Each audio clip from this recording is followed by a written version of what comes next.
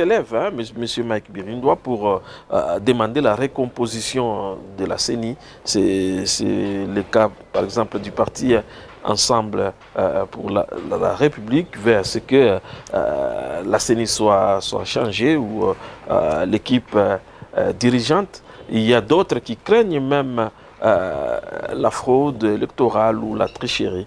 Est-ce qu'il y a une réaction par rapport à ces arguments? Vous allez aujourd'hui comprendre que la République démocratique du Congo a des problèmes majeurs aujourd'hui. Les problèmes majeurs, nous l'avions dit, le pays vraiment est envahi. L'insécurité à l'est du pays veut à ce que nous pousse, nous, populations, les dirigeants, de s'allier du côté du président de la République. Parler de la fraude électorale, je pense que ne serait pas une question très majeure.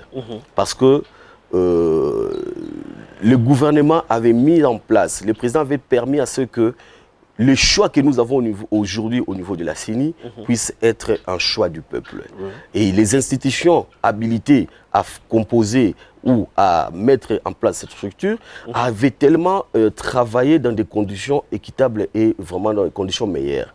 Aujourd'hui, parler de la fraude serait juste question de distraire un peu la population. Donnons la chance à cette composition de travailler et de mettre à notre disposition des candidats qui seront aujourd'hui élus par le peuple. Nous ne pouvons pas nous attarder dans un débat qui n'est pas vraiment une question majeure. Aujourd'hui, nous avons besoin de tous ces mondes-là, de tous ces collaborateurs-là, de venir auprès du président de la République, les soutenir avec des idées